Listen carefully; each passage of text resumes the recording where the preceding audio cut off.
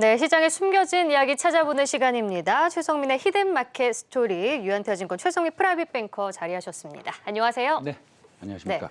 이 시간에 알려주신 종목들이 상당히 잘 가서요. 일단 동진세미캠이 오늘 급등을 하고 뉴프렉스가 말씀해주신 이후에 한 50% 올랐거든요. 간단히 코멘트해 주시죠. 뉴프렉스는 일단은 VR 기계에 들어가는 플렉시블 PCB를 만드는 네. 회사인데 소위 그 메타, 그러니까 과거에 페이스북과의 관계가 좋지 않습니까? 네. 그리고 이제 CES가 1월 5일이면 라스베이거스에서 열리는데 그때 되면은 애플도 마찬가지일 수 있지만 특히나 삼성전자가 또 VR 기기를 갖다가 프로토타입이라도 이제 보여줄 수 있으니까요. 네. 과거에 인터플렉스가 한 5, 6년 전에 수십 배 상승한 그런 이력이 있는데 그런 것들을 좀 참고하면서 사업 보고서를 읽어보시면서 뉴프렉스를 대응해 주셨으면 좋겠습니다. 그 네. 동진세미캠은 뭐 EUV 관련해서 포토레지스트 개발했다 이런 뉴스가 나오지 않았습니까? 근데 네, 뭐 상당히 이것은 급등이에요. 대단한 일입니다. 왜냐하면 EUV를 이렇게 빨리 개발했다라는 것은 좀 믿을 수 없는 것이고요. 동진세미캠은 삼성전자가 제가 알기로는 한 4.8%의 지분을 들고 있고요. 그렇기 때문에 일본에서 모든 전량을 수입했던 EUV용 극자외선 공정에 들어가는 포토레지스트를 갖다 개발했다는 것은 뭐 매출이 1억이 나든 1,000억이 나든 뭐 향후에 엄청난 매출이 나겠지만 회사 자체로서의 그 사실 밸류에이션이 업그레이드 될 수 있는 측면이 있다라는 거 강조드리고 싶습니다. 네, 그래서 오늘 또 말씀해 주실 종목들도 기대가 됩니다. 또 2022년에 유망한 탑픽 종목들을 골라주신다고 하는데요. 먼저 첫 번째 키워드부터 확인해 보겠습니다. 네, 투자 키워드 첫 번째, 예측하지 말자입니다. 일단 저희가 시황부터 말씀을 나누고 싶은데 긴축 기조 속에서 내년 시장은 어떻게 전망을 하고 계신가요? 먼저 시장 상황부터 좀 말씀드리고 싶은데 테이퍼링은 가속화될 거고 네. 모르는 사람 없습니다. 그다음에 금리 인상은 일단 기정사실화 됐죠. 그래서 내년에 한 3번, 내후년에 한 2번 정도 올릴 것이다. 네. 이렇게 이제 나와 있습니다. 근데 금리 인상의 수순으로 통화 정책이 흘러가고 있는지 왜 그렇게 흘러가고 있는지 생각해 볼 필요가 있는 것입니다. 그렇죠? 엄청난 수요로서 금리 인상이 예견되는 것이냐, 점도표상으로 말이죠. 아니면 공급에 대한 이슈로 인플레이션이 발생해서 금리 인상을 할 수밖에 없는 것이냐. 이런 말씀을 좀 드리고 싶고요. 이 둘 중에 굳이 하나를 고르라면 고르기 어렵지만 네. 이걸 생각해 볼 필요가 있다라는 그렇죠. 겁니다. 수요와 우리 손은정 공급에? 앵커는 어떻게 생각하세요? 수요 때문에 올라가는 것이다, 금리 인상을 하는 것이다, 아니면 병목 현상 때문에, 인플레이션 때문에 그러는 것이다. 어떻게 생각하십니까? 그래도 공급의 영향이 더 크지 않을까요? 네, 아마도 저도 그럴 거라고 예상이 되는데요. 그렇다면 이 병목 현상이 풀릴 것이냐, 아니면 언제까지 이런 문제를 야기시킬 것이냐라는 것에 대한 판단을 좀 해야 된다고 봅니다. 그런데 판단하기가 쉽지 않습니다. 그리스어로 15번째 문자인 오미크론, 그 다음이 파이고요. 네. 그 다음이 이제 시그마인데 변이가 여기서 멈출지 아니면 치명률이 높은 변이 바이러스가 더 나올지 이건 알 수가 없습니다. 물론 오미크론은 전염력이 매우 강하고 치명률은 좀 낮지만 네. 거의 마지막 변이가 될 것이고 크리스마스 선물과도 같다. 이런 얘기를 하시는 분들도 계시죠. 이제 앞으로는 미래를 점친다는 것은 사실 무의미해진 것 같습니다. 네. 오미크론이 나오면서 대충 이 정도에서 끝날 줄 알았는데 뭐 그렇지 않은 것 같기도 하고요. 물론 펀더멘탈적인 상황은 나쁘지 않습니다. 내년 실적 증가가 글로벌하게 보면 올해와 같지는 않겠지만 나쁘지 않고요. 코로나의 소멸에 대한 기대감도 당연히 있습니다. 근데 다시 말씀드리면 코로나의 미래를 예측하지 말자는 게 제 의견입니다. 네. 네. 자, 그렇다면은 저희가 두 번째 키워드도 한번 살펴볼 필요가 있어 보이는데 투자 키워드 두 번째 확인해 보겠습니다. 네, 무조건 성장하는 섹터입니다. 자, 어떤 섹터를 선택을 해야 되는 거죠? 이게 이제 무조건 성장하는 섹터 그러면 좀 꽤 있죠. 우리가 네. 무조건 성장하는 거의 뭐 담은 1% 일지라도 성장의 확률이 100%에 가까운 섹터는 여러 섹터가 있습니다. 요즘 화두인 뭐 메타버스, NFT부터 반도체, 콘텐츠를 포함한 리오프닝 섹터 등 아마 많은 섹터가 아마 거의 100%의 확률로 무조건 성장할 것으로 보는데 근데 뭐 예를 들어서 반도체의 경우 보면은 더 쉬어갈지 아니면 병목 현상으로 지루하게 이어져서 정말 100%에 가까운 확률로 바닥을 탈출할까라고 생각하면 확신을 얻지 못하는 경우도 많습니다. 얼마 전에 이제 모건 스탠리도 이런 얘기를 했고 그다음에 트렌드 포스도 지금 데이터를 가지고 나왔는데요. 또 뭐 사실 데이터가 별로 안 좋습니다. 그래서 아시겠지만 우리 시청자 여러분들 잘 아시겠지만 의견이 반반으로 나눕니다. 그래서 많은 초성장 섹터가 있지만 2022년에 확신 섹터에 선택할 기준은 제가 볼 때는 이렇습니다. 이제 세 가지의 기준이 있는데 네. 첫째는 글로벌 각국의 정책의 수혜를 지속적으로 받을 수 있어야 됩니다. 두 번째는 산업이 구조적으로 성장했던 과거의 이력이 있으면 더 좋겠습니다. 그럼 더 확신을 얻을 수 있으니까요. 셋째, 산업의 성장가 문제가 아니라 지금 현재 보면 약간 수급의 문제와 정책적인 공백으로 주가가 조금 조정이 나왔던 그런 섹터를 찾고 싶습니다. 그래서 이렇게 한번 찾아보면 전 친환경 에너지 섹터, 그러니까 다시 말씀드리면 뭐 약간 진부하긴 합니다만 2차 전지와 해상 풍력 산업을 선택해야겠다라는 결론에 이르렀습니다. 네. 그럼 많은 시청자분들이 동의는 하실 수 있을 텐데 방금 말씀해 주신 이 세 가지 이 기준에서 이 산업의 성장의 문제가 아니라 이 수급의 요인이 있었다는 거는 어떤 의미인 거죠? 이게 이제 보면은 아마도 올해 개인 투자자들이나 기관들이 가장 오버웨이트를 많이 한 섹터가 배터리 섹터 아니겠습니까? 2차 전지 섹터예요. 그럼 2022년 1월 말 LG 에너지 솔루션의 상장으로 인해서 수급의 불확실성이 좀 있었고요. 그것을 사기 위해서 기관들은 지금 현금을 확보하고 있고요. 그다음에 연말 대주주 과세 이슈는 뭐 여러분들 너무 잘 아시죠. 그래서 2차 전지 대형주 및 중소형주로부터 아웃플로우가 그동안 꽤 심했던 것으로 보입니다.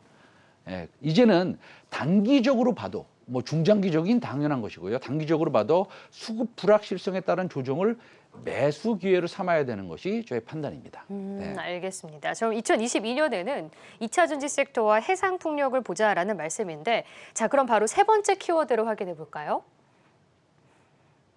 네, 세 번째는 올해 하반기 주가의 움직임입니다. 자, 그러면 이 주가의 움직임을 기준으로 2차 전지 섹터의 해상 풍력에서 또 이들 중에서 세 종목을 골라주신다는 거죠? 네, 그러니까 올해 예를 들어서 하반기에 주가의 움직임이 좋지 않았던 종목 위주로 선택을 하는 것이 맞다라는 것이죠. 네. 작년에도 제가 이맘때 이런 말씀 드렸습니다. 작년에 무슨 말씀 드렸냐면 올해 종목이 움직이지 않은 종목 위주로 그 안에서 한번 골라보자. 굳이 많이 올라간 종목 안에서 골라볼 필요는 없지 않겠느냐. 이렇게 말씀드렸는데 첫 번째 종목은 DI 동일입니다. 네. DI 동일. 네.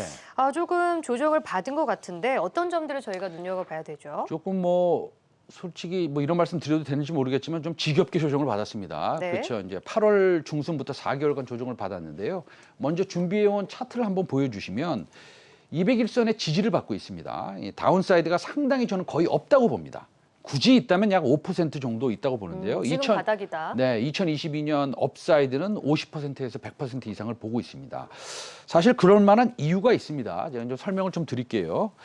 DA 동일이 가지고 있는 땅만 사실 1조가 넘습니다. 뭐 그건 중요하진 않습니다만 이중 본사, 강남에 있는 본사, 구로, 인천의 부지는 도심 내에 있기 때문에요.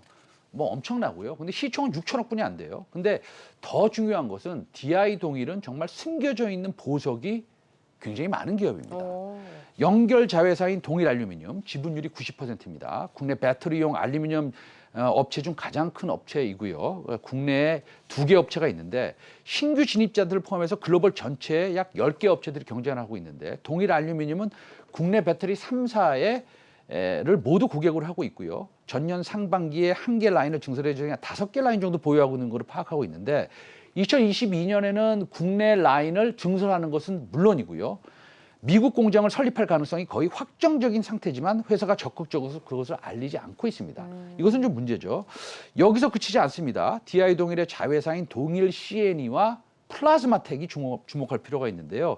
동일 CNE는 제조 공정에서 발생하는 환경 오염 물질들의 배출을 방지해주는 설비하고요. FRB 제품들이라고 하는데 특히 동일 CNE의 자회사인 플라즈마텍 굉장히 이거 소위 말해서 아주 괜찮은 회사인데 반도체 산업용 미세먼지와 유해가스 처리에 특화된 업체입니다. 그래서 삼성 반도체 공장에서 발생하는 백연의 외부 무출을 막아주는 플라즈마 장비를 납품하고 고성장하고 있습니다. 내년에 DI 동일은 약 제 생각에는 500억 정도의 순이익을 거둔다면 예상되는 PER은 한 13배 정도 되는데요. 2차 전지 섹터에서 13배다. 그럼 쌉니다. 적어도 20배, 30배 사이는 거래가 돼야 됩니다. 근데 문제라면 문제가 있긴 있습니다. 네. 예, 이게 이제 IR 활동이 좀 보수적이고 거래량이 좀 부족해서 아마 무상증자나 액면 분할이 요구될 것으로 보는 시각이 있습니다. 결론은 2022년 수개월 동안의 조정, 알루미늄 박의 해외 증설 등을 감안해서 저는 DI 동일을 200일선 부근에서 사시면 2022년 탑픽으로 좋은 수익을 거둘 수 있다. 이렇게 판단해서 오늘 소개 말씀드립니다. 네, 2022년 첫 번째 탑픽 종목 DI 동일을 말씀해 주셨고요. 두 번째 종목은요? 네, 두 번째 종목은 동원 시스템즈입니다. 네. 동원 시스템즈는 뭐 이 회사는 영업이익을 한 뭐 그 1,000억 정도 하는 회사입니다. 예, 마찬가지로 먼저 차트 한번 보시겠는데요. 동원 시스템즈도 그 올해 하반기 주가의 움직임이 시원치 않았습니다. 보시면 아시겠지만 동사의 주가는 9월 중순부터 조정에 들어가서 200일선의 지지를 받고 있습니다. 근데 솔직히 그간 조정을 많이 받았다는 이유도 오늘 이 종목을 소개드린 이유가 될 수 있겠지만 네. 예, 뭐 조정받은 건 다 좋다고 해야 되냐? 그것도 아니잖아요. 그건 아니죠. 뭐 더 조정받을 수도 있습니다. 네. 그러나 더 옆으로 횡보할 수도 있습니다. 그런데 다시 말씀드리면 조정받은 것도 좋은 투자의 기회가 될 수 있지만 이 회사가 앞으로 어떻게 변할 것인가가 더 중요합니다. 동원 시스템즈는 사실은 알루미늄 캔을 만드는 회사죠. 예를 들어서 참치캔 만드는 회사입니다. 아예 네. 간단하게 말씀드리면. 그런데 이제는 알루미늄 배터리용 파우치를 만드는 회사로 변모하고 있습니다. 이게 이제 이 파우치, 알루미늄 파우치는 시장이 급격히 커지고 있는데요. 우리나라에서 중대형 배터리용 파우치를 양산하는 곳은 아직 없습니다. 그래서 일본에 의존을 많이 하고 있습니다. 근데 이제 알루미늄 파우치에 일본에 의존을 많이 하고 있다면 시장의 성장성도 알아봐야 될 것 같고 지금 일본 기업의 이제 현재 점유율도 확인을 해봐야 될 것 같은데요. 이게 시장 사이즈를 그냥 직관적으로 말씀드리면 네. 지난해 유럽 판매 상위 전기차 모델 20개 중에서요. 15개가 파우치형 배터리를 사용했습니다. 그러면 파우치형 배터리를 사용했으니까 파우치가 필요한 것이고요. 파우치형 배터리는 에너지 밀도가 높아서요. 주행 거리를 늘릴 수 있고 예, 파우치형 배터리 도입은 더욱 늘어나고 있는 추세입니다. 지금 한번 보시면요. 네. 이 다이 니폰 프린팅하고요. 쇼와 덴코가 전체 시장의 80%를 과점하고 있습니다.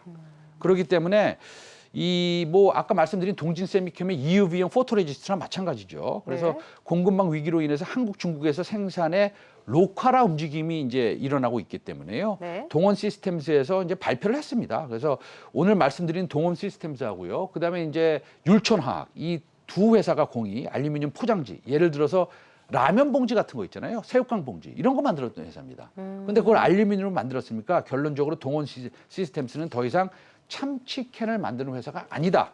2차 전지 소재 앱처로 변화하고 있고 그런 점에서 2022년 탑픽 중에 하나다라고 말씀드리고 싶습니다. 그럼 장기간 좀 들고 가도 된다라는 말씀이시죠? 물론이죠. 네, 이거는 중장기용 투자 아이디어로 제가 소개 말씀을 드리는 겁니다. 네, 알겠습니다. 자, 그럼 마지막 종목도 궁금한데요.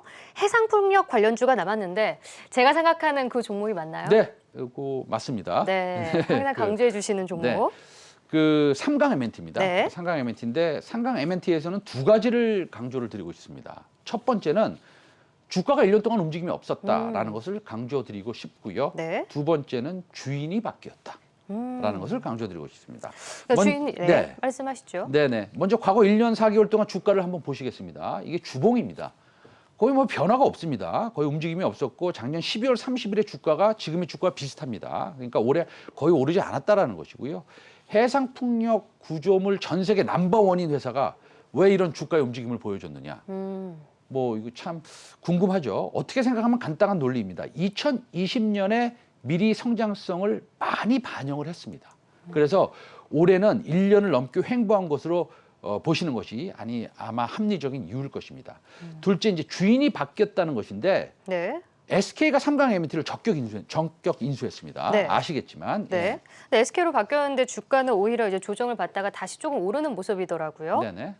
이게 그쵸 이제 어떻게 보면 좀 신기하기도 합니다. 그런데 M&A 이벤트가 종료되면 일정 기간 주가가 약세를 보이는 것은 흔한 일입니다. 그래서 특히 단기 투자 성향이 강한 뭐 대한민국 증시이기 때문에 네. 예, 증설이 완료되는데 필요한 시간을 감안하면 사실은 M&A가 딱 발생이 되면 차익 실현 욕구가 강해지는 거죠. 그래서 단기적인 이익 실현 욕구가 뭐 이제는 과거지사라는 것이고요. 올해 주구장창 기었던 주가가 내년에는 어떤 모습을 보여줄 것으로 보이느냐라고 저는 판단하느냐라고 물어보시면 사실은 엄청난 수주가 기대가 된다는 것인데요. 동사는 분기 실적보다 이 실적이 계속 나오지 않습니까? 그것도 중요합니다만 그것보다 더 중요한 것은 수주 잔고가 중요합니다. 네. 수주 잔고, 수주가 주가의 모멘텀입니다. 그래서 SK 에코플랜트가 인수를 했고요. 대규모 자금 확보로 약 50만 평의 해상풍력 하부 구조물 전용 시설이 이제 건립이 되는 것이고요. 그런데 이 건립되려면 좀 시간이 걸리지 않습니까? 네. 그런데 벌써 관련 수주는 벌써 논의에 들어가고 있습니다. 여기에 이제 중요한 것이 하나 더 있습니다. 어제 이제 아시아 해상 풍력의 리더격이라고 할 수 있는 대만의 선거가 있었습니다. 아, 네네. 네, 있었는데 이 섬나라인 대만은 삼강 MNT의 매우 중요한 고객입니다.